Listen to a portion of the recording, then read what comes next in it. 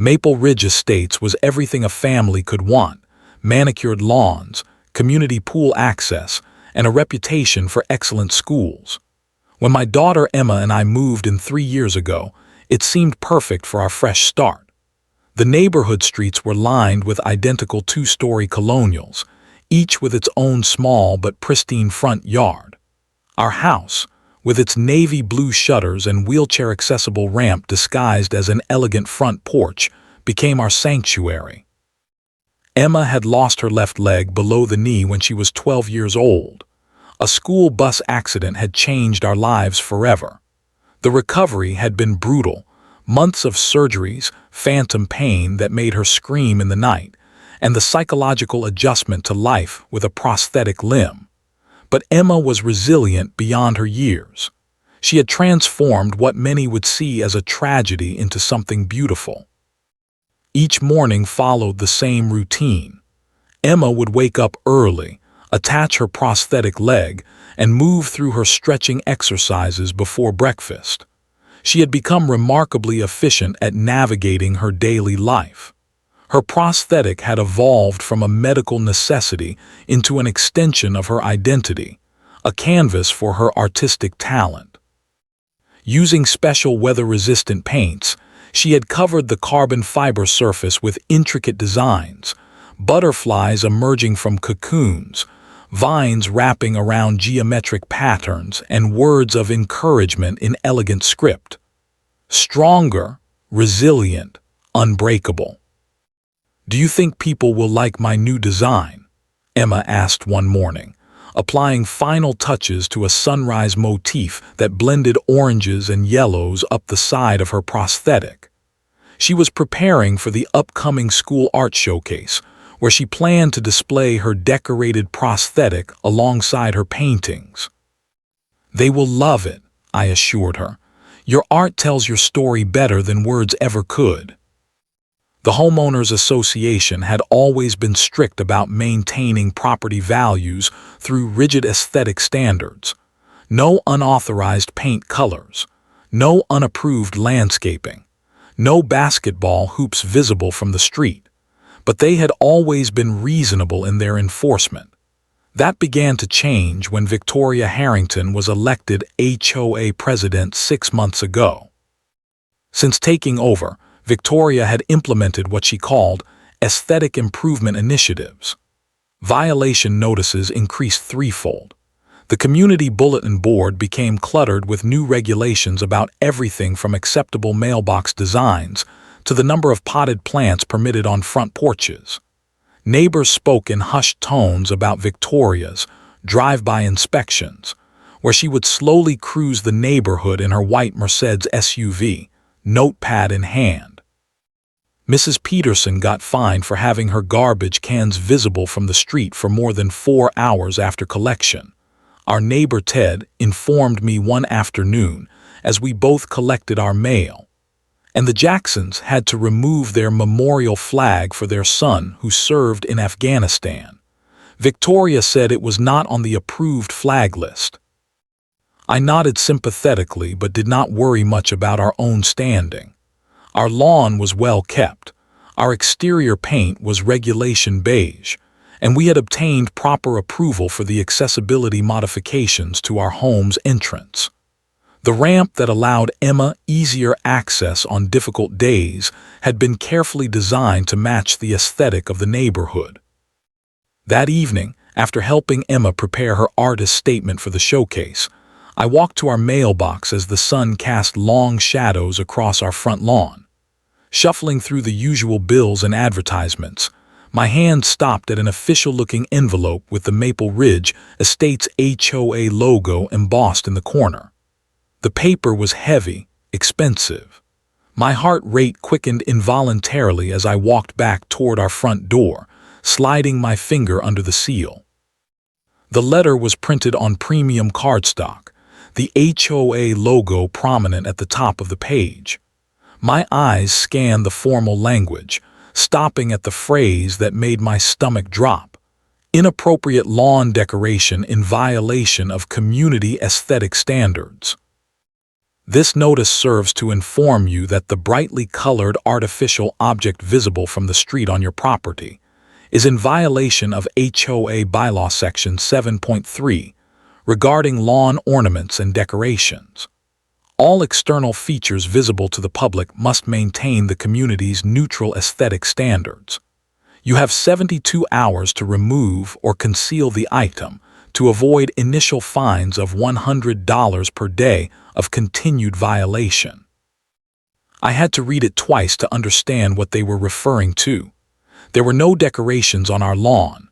We had no flamingos, no garden gnomes, nothing that could possibly violate any bylaws.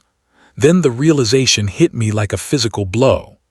3 days ago, Emma had been sitting on our front porch, applying new designs to her spare prosthetic leg while enjoying the spring weather. They were classifying my daughter's prosthetic leg as a lawn ornament. I remembered that afternoon clearly. Emma had been sitting on the porch swing, her prosthetic carefully positioned on a towel as she worked. She had been so focused, her tongue slightly protruding from the corner of her mouth as she detailed a delicate pattern of stars. Victoria's white Mercedes had driven by, slowing noticeably. I had thought nothing of it at the time. Anger and disbelief coursed through me as I read the letter again. This had to be a mistake, some bureaucratic error that could be quickly rectified with a simple phone call. No reasonable person would consider a medical device to be a lawn decoration, regardless of how it was personalized. The next morning, I arrived at the HOA office, a small room in the community center. Martin Green, the HOA treasurer, looked up from his computer with practiced indifference. "I received this violation notice yesterday," I explained, placing the letter on his desk. "There has been a mistake. The item referenced is not a decoration. It is my daughter's prosthetic leg. She sometimes decorates it as a form of self-expression and had it outside while working on it."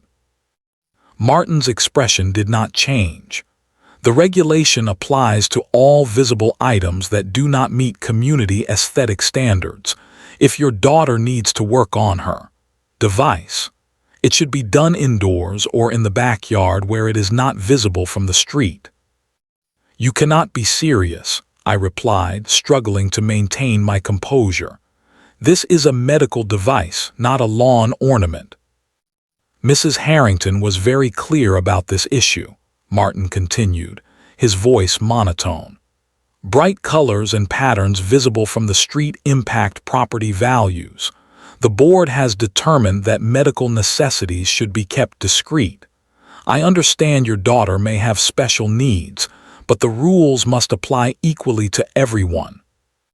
The casual cruelty of his words left me momentarily speechless. Special needs, discreet, as if my daughter's disability was something shameful to be hidden away. "I want to speak to Victoria directly," I insisted. "Mrs. Harrington is not available today," Martin replied, glancing at his watch. "The violation stands. You can formally appeal at the next HOA meeting this Thursday. Now, if you will excuse me, I have other matters to attend to." I left the office with the violation notice crumpled in my fist. The community center walls, covered with pictures of smiling neighbors and community event posters, now seemed like a facade, a veneer of inclusivity hiding something ugly underneath. When I arrived home, Emma was at her desk working on homework. I debated whether to tell her about the violation, wanting to protect her from unnecessary hurt. But Emma had always been perceptive. "What is wrong?" she asked, noticing my expression. "You look upset." I sat beside her and gently explained the situation, trying to soften the blow. But there was no way to make "your prosthetic leg is an eyesore" sound anything but cruel. Emma's face remained still as I spoke, but I watched her eyes fill with tears that she refused to let fall. Her fingers traced the colorful pattern on the prosthetic she was currently wearing. "They want me to hide it," she finally asked, her voice barely above a whisper. "They think they do," I replied, taking her hand. "But they are wrong, and we are going to fight this." That evening, at our kitchen table, I circled Thursday's date on our calendar with a red marker, pressing so hard the pen nearly tore through the paper. The next HOA meeting would be my opportunity to address this properly, with all board members present.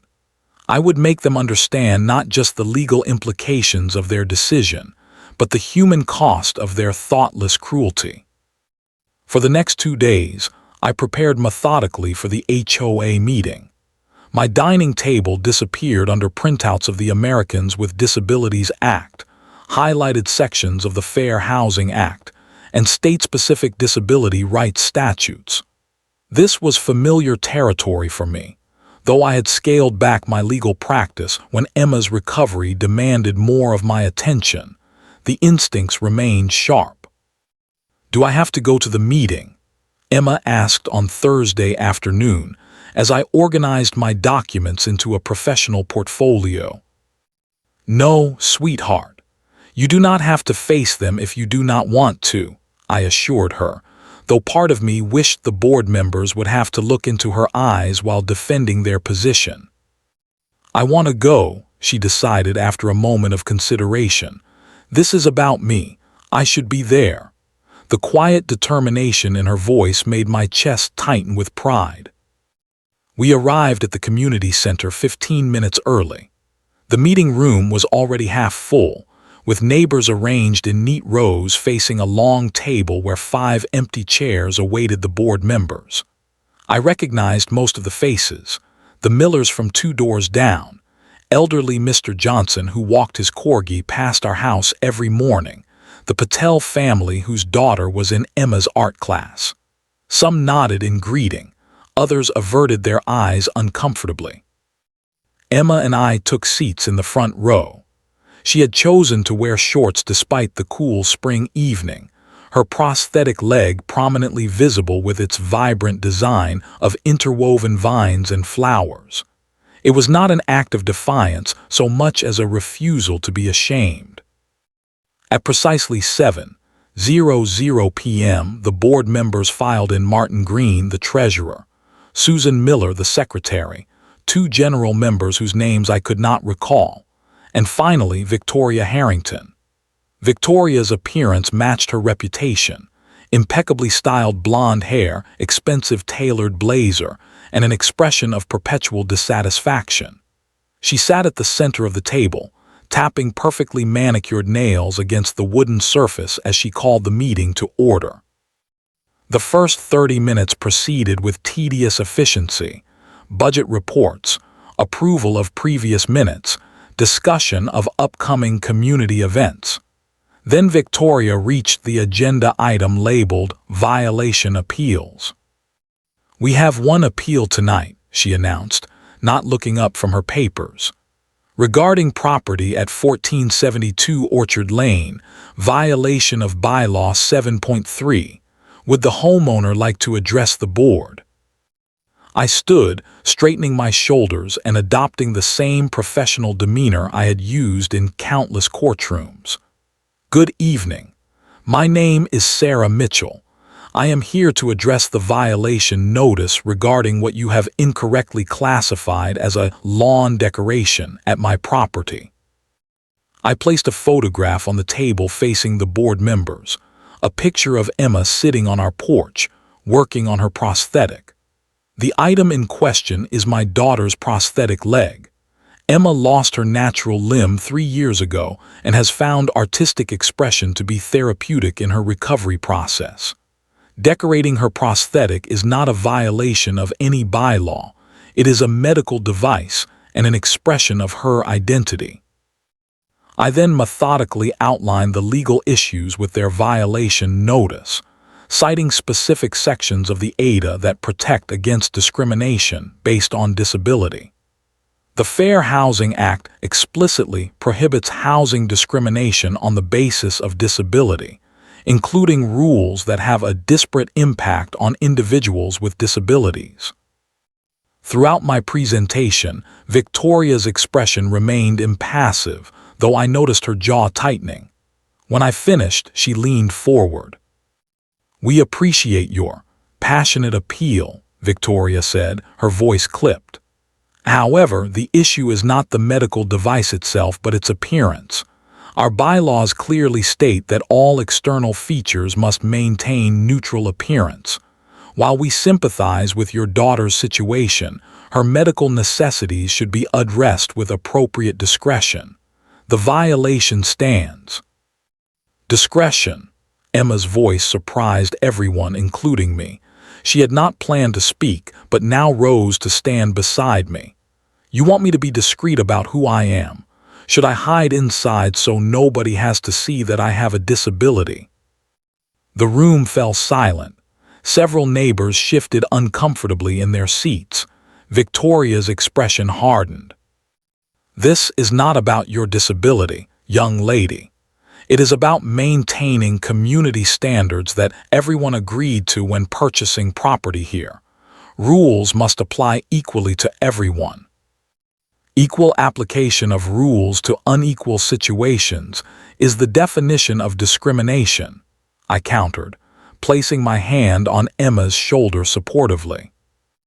The meeting continued with other violations being discussed.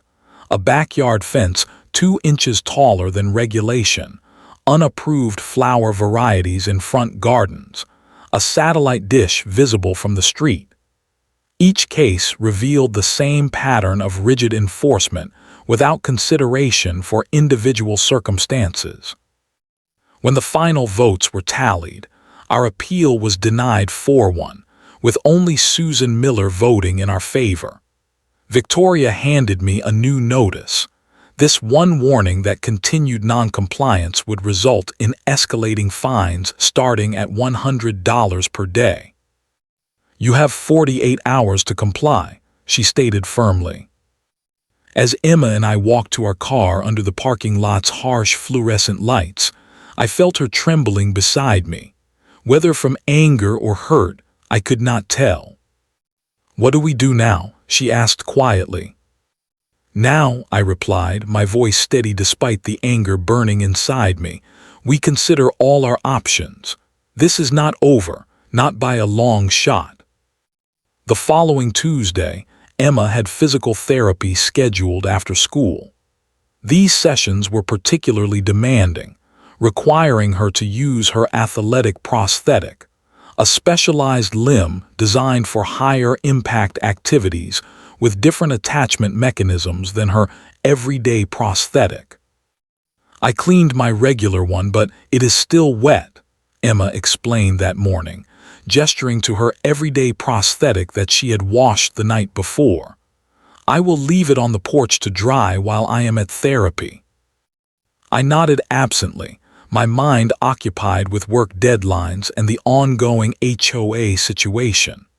Emma carefully positioned her everyday prosthetic on a small table on our front porch, where the spring sun would help dry the components properly. The colorful design she had painted, now technically in violation of HOA rules, gleamed in the morning light. My workday was consumed with back-to-back virtual meetings, and I lost track of time. When I realized Emma would be finishing therapy soon, I hurriedly packed up my laptop to drive to the physical therapy center across town. I rushed out the front door, keys in hand, then stopped abruptly at the sight before me. The prosthetic leg on our porch was no longer the vibrant expression of my daughter's creativity. The painted surface was bubbled and warped, with large patches of the design stripped away entirely. Clear chemical burns had eaten through not just the artistic elements, but into the structural material beneath. The specialized carbon fiber showed signs of degradation where some kind of solvent had been applied. For a moment, I stood frozen, trying to process what I was seeing. This was not weather damage or accidental harm. The targeted pattern of destruction made it clear. Someone had deliberately applied chemicals to destroy the prosthetic. My hands shook as I carefully picked up the damaged prosthetic, noting how the previously smooth surface now felt rough and compromised. A strong chemical smell still emanated from the material. Setting it down inside, I immediately went to my home office where our security system footage was stored. Our doorbell camera had captured everything. The timestamp showed 1:37 p.m., less than 2 hours ago. The footage clearly showed Victoria Harrington and Martin Green approaching our porch with furtive glances toward neighboring houses. Victoria pulled latex gloves from her purse before removing a small bottle from a paper bag. She methodically applied the liquid to the prosthetic, focusing on the painted areas. Martin stood watch, visibly nervous, checking his watch repeatedly. "Make sure you get all of it," Victoria could be heard saying. "This should take care of their decoration problem." "Are you sure about this?" Martin asked, his voice low. "This seems extreme." "They were warned," Victoria replied firmly. "Some people need stronger lessons about following the rules." The entire incident took less than 5 minutes. They left quickly, taking their supplies with them, Victoria removing her gloves and placing them in Martin's waiting paper bag. I was still staring at the frozen image of Victoria's satisfied expression when I realized I needed to pick up Emma. The drive to the physical therapy center was a blur of rage and strategic thinking. How would I tell Emma? What would this mean practically, financially, legally? When Emma emerged from the building, tired but satisfied after her session, I forced a smile and said nothing about the prosthetic. It was only when we arrived home that the truth became unavoidable. "Mom, what happened to my leg?" Emma stood in our entryway, staring at the damaged prosthetic I had placed on the kitchen counter. Her voice was small, disbelieving. I explained as gently as I could, omitting the security footage details for now. Emma approached the prosthetic slowly, as if it were a wounded animal. Her fingers hovered over the damaged surface, not quite touching. "They destroyed it," she whispered, "because of the colors." "We have it all on video," I assured her. "They will not get away with this." Emma's face crumpled, tears finally breaking through her usual stoicism. This prosthetic represented more than mobility. It was part of her identity, a painstaking artistic statement about her journey. Now it bore the scars of deliberate cruelty. The following morning, we visited Emma's prosthetist, Dr. Kendall, who examined the damage with grave concern. "The solvent they used has compromised the structural integrity," he explained, pointing to microscopic fractures in the carbon fiber. "This is not just cosmetic damage. The prosthetic is no longer safe to use. The chemical has weakened key stress points. If she wore this, it could potentially fail under her weight." "Can it be repaired?" I asked, already suspecting the answer. "No," Dr. Kendall shook his head. "The material degradation is too extensive. You would need a complete replacement." He hesitated before continuing. "Without knowing exactly what chemical was used, I cannot guarantee that there are not other weaknesses we cannot see. It would be irresponsible to attempt repairs." The financial implications were immediate and severe. A replacement prosthetic would cost nearly $15,000. While insurance would cover part of the expense, they would not cover the full amount, especially since they had already provided coverage for this prosthetic less than a year ago. "We will also need to file a claim stating that the previous device was damaged beyond repair," Dr. Kendall added, completing paperwork. "They will require documentation of how the damage occurred." When we returned home, I called our insurance company. The conversation went exactly as I had feared. "I understand the situation, Ms. Mitchell," the claims adjuster said after I explained what had happened. However, our policy specifically addresses functional medical devices. The modification with custom artwork constitutes a non-medical alteration to the device. We can cover the base replacement cost, but with your deductible and the depreciation factor since the original fitting, your out-of-pocket cost would still be approximately $6,200. That evening, after Emma had gone to bed, I sat at my desk surrounded by insurance policies, legal notepads, and printouts of the security footage stills. The HOA had crossed a line that went far beyond petty rule enforcement.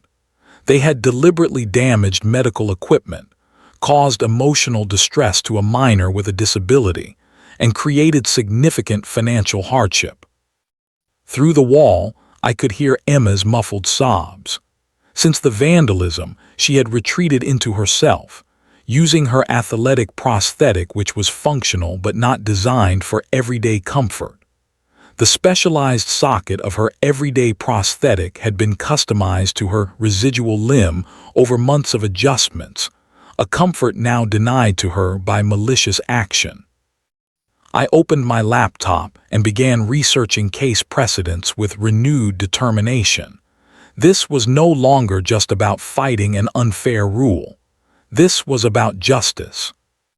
The following days revealed an aspect of myself I had almost forgotten: the methodical, tenacious attorney who had once fought discrimination cases across 3 states. My home office transformed into a war room, with documents covering every available surface. In the corner, previously unnoticed behind family photos, hung my law degree and bar certification, reminders of the career I had scaled back but never abandoned. I began with the HOA bylaws, obtained through an official request that the board could not deny. Line by line, I examined the regulations that Victoria had cited in the violation notice. Section 7.3, regarding lawn ornaments and exterior decorations, specified no bright colors, reflective materials, or non-traditional lawn ornaments visible from the street.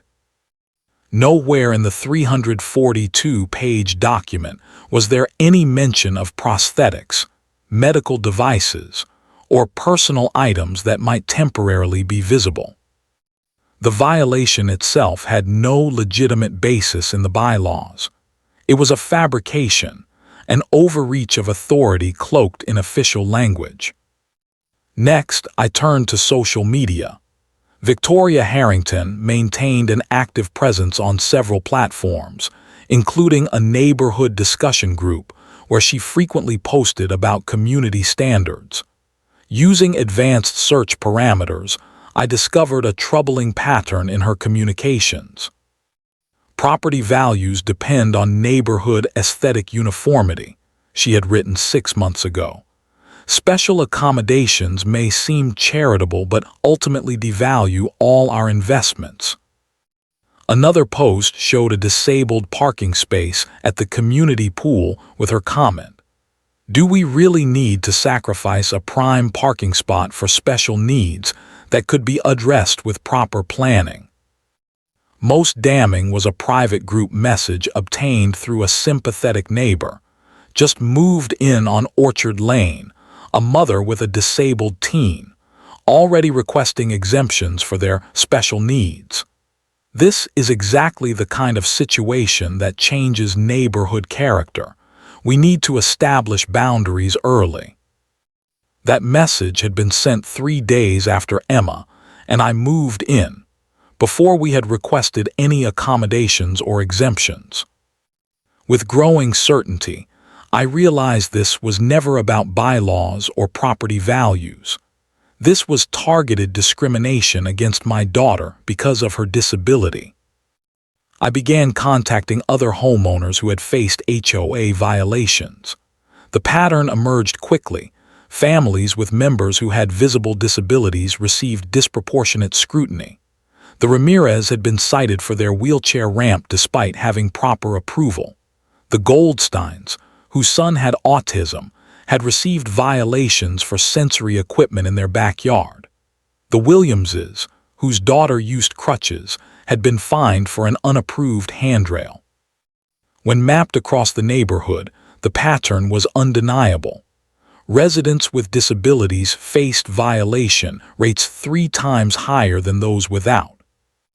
I called my former law partner, David Chen, who specialized in housing discrimination. After reviewing my findings, he sat back in his chair, expression grave. "Sarah, this is not just a violation of HOA overreach," he said.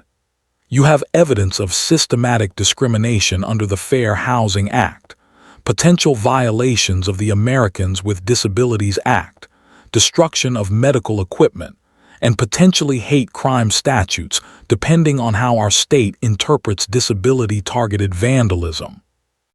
3 days later, I hosted a meeting at our home. 5 families sat around our dining table, each with their own story of HOA discrimination related to disability accommodations. David and 2 other attorneys from my former firm joined us. "The destruction of Emma's prosthetic is the most extreme example," I explained. "But together, your experiences establish a pattern of discriminatory enforcement that violates federal law."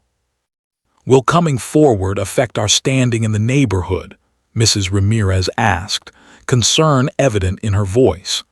"Victoria has friends on the city council." "That is precisely why we must act collectively," I replied. "Individual complaints can be dismissed. Systematic discrimination documented across multiple households cannot." As the meeting concluded, Emma entered the room. She had been listening from the hallway. "Is this really going to change anything?" she asked after our guests had departed. I showed her the evidence we had gathered, the documentation, testimonies, and legal precedents. "This is not just about your prosthetic anymore," I explained. "This is about ensuring that no one in our community faces discrimination because of disability or difference." Emma considered this, then nodded slowly. "Then we need to make it count for everyone." My former colleague David placed a hand on my shoulder. "Sarah, with your background in civil rights law and ADA cases, you should take lead counsel on this. No one understands both the legal and personal stakes better than you." I looked at the photo of Emma on my desk, taken before the accident, her smile carefree. Then at Emma herself, standing taller despite everything she had endured. "Yes," I agreed, "it is time to return to the courtroom." The case preparation consumed the next 3 weeks. My dining room became command central, one wall covered with a timeline of events, another with relevant legal precedents. The table disappeared under stacks of affidavits, medical assessments, and expert opinions. I had officially taken a leave of absence from my current job to focus entirely on building our case. The prosthetic technician provided a detailed report on the damage, confirming that the chemical used was a commercial-grade paint stripper containing methylene chloride, a highly caustic substance that should never come in contact with medical-grade materials. Application of this substance to a prosthetic device demonstrates either malicious intent or gross negligence, his report concluded. We retained a forensic accountant to calculate damages, not just the replacement cost of the prosthetic, but the additional medical appointments required, transportation costs, pain management for Emma as she used her less comfortable athletic prosthetic, and projected future costs related to accelerated replacement schedules. Before filing the lawsuit, we should give them one opportunity to make this right, David advised during our strategy session. It strengthens our position if they refuse a reasonable settlement offer. I agreed, though with little hope that Victoria Harrington would suddenly develop a conscience. We drafted a formal demand letter outlining the evidence of discrimination, the documented damage to medical equipment, and the emotional distress caused to a minor with a disability. Our demands were clear. 1. Full financial compensation for all costs related to the damaged prosthetic. 2. A formal written apology to Emma. 3. Mandatory disability sensitivity training for all HOA board members. 4. Revision of HOA bylaws to explicitly protect disability accommodations. 5. Removal of all violation notices against families with disabilities. The letter gave them 10 business days to respond before we would file in federal court. While waiting for their response, I met with the disability rights organization where I had once volunteered as legal counsel. Their director, Marcia Winters, immediately offered their full support and resources. This case has potential to set important precedent for HOAs nationwide, Marcia explained. We would like to file an amicus brief and provide additional expert witnesses if needed. That evening, Emma and I had a necessary but difficult conversation at our kitchen table. If we proceed with this lawsuit, things will become public, I explained gently. Your medical history, details about your prosthetic, the security footage, all of it could be discussed in open court. Are you prepared for that level of exposure? Emma was quiet for a long moment, tracing patterns on the tablecloth with her finger. When I first got my prosthetic, I wanted to hide it, she finally said. I wore long pants even in summer. I was ashamed. But then I realized hiding it meant I was ashamed of part of myself. She looked up, meeting my eyes with determination. I started decorating it because I wanted to make it beautiful, to show everyone that different can be beautiful. If they want me to hide it because it makes them uncomfortable, that is their problem, not mine. I reached across the table and squeezed her hand, my heart swelling with pride. 8 days after sending our demand letter, the response arrived via certified mail. The envelope contained a single page on HOA letterhead, signed by Victoria Harrington and the board's attorney. While we categorically deny any discriminatory intent or actions, the letter stated, we are prepared to offer a replacement prosthetic of standard design as a goodwill gesture, contingent upon a full non-disclosure agreement regarding all HOA matters and withdrawal of all complaints. We further remind you that litigation against the HOA would constitute a violation of Section 12.4 of the Community Covenant, potentially resulting in additional fines. I placed the letter in our evidence file, then called David. They have made their choice, I said simply. Prepare the federal filing for tomorrow morning. The courthouse steps were crowded with local media when we arrived for the preliminary hearing. Our case, Mitchell v. Maple Ridge Estates HOA, had attracted attention beyond what I had anticipated. Disability rights organizations had issued statements of support, and several national news outlets had picked up the story. Emma walked confidently beside me, wearing her athletic prosthetic adorned with a temporary design, the scales of justice painted in gold against a deep blue background. Several of our neighbors stood behind us in solidarity, including the families who had joined our complaint as co-plaintiffs. Victoria and the HOA board members arrived with their attorney, attempting to enter through a side door to avoid cameras. They looked smaller somehow, their authority diminished outside the controlled environment of the community center. Inside the courtroom, our case presentation was methodical and damning. The security footage played on screens throughout the room, showing Victoria and Martin deliberately vandalizing Emma's prosthetic. Their expressions of smug satisfaction were visible to everyone present. Several jurors visibly recoiled at the footage. One elderly woman removed her glasses to wipe tears. The HOA's defense strategy collapsed under cross-examination. Martin Green, seeking leniency, admitted that Victoria had orchestrated multiple actions against families with disabilities, believing that visible disabilities reduced neighborhood desirability. Their attorney attempted to argue that the board had been enforcing neutral rules that applied to everyone equally, an argument that fell apart when faced with statistical evidence of discriminatory enforcement.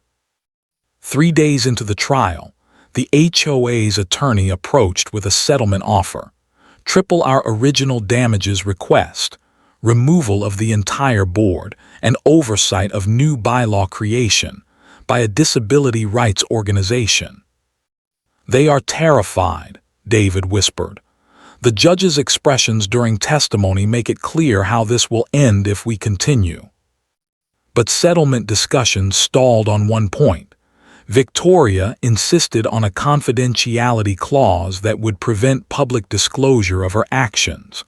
I refused. "This was never just about money," I told David. "It is about accountability and ensuring this never happens to another family." The trial resumed, and after 7 days of testimony, the judge delivered a ruling that exceeded our expectations. The court found in our favor on all counts, awarding $875,000 in damages plus all legal fees. More importantly, the judge ordered court supervision of the HOA for 3 years, mandatory disability rights training for all board members present and future, and explicit bylaw amendments protecting disability accommodations. 6 months later, Emma stood proudly at the Community Summer Festival, her new prosthetic a masterpiece of personal expression. The carbon fiber surface featured a phoenix rising from flames, surrounded by words of empowerment. Neighbors who had once remained silent now approached to admire her artwork and ask questions about her process. Across the park, a moving truck was being loaded outside Victoria's Colonial. After being voted off the board and ordered to pay punitive damages personally, she had decided to relocate. Our gazes met briefly across the distance, hers dropping first in rare humility. The new sign at the neighborhood entrance read Maple Ridge Estates, an inclusive community, beneath the subdivision name. Emma had designed the logo herself, diverse hands of different sizes and abilities joined in a circle. "Do you think anything has really changed?" Emma asked as we walked home under summer trees. "Look around," I replied, gesturing to the neighbors who waved and smiled, to the children playing together regardless of ability, to the newly installed accessible playground equipment. "Everything has changed."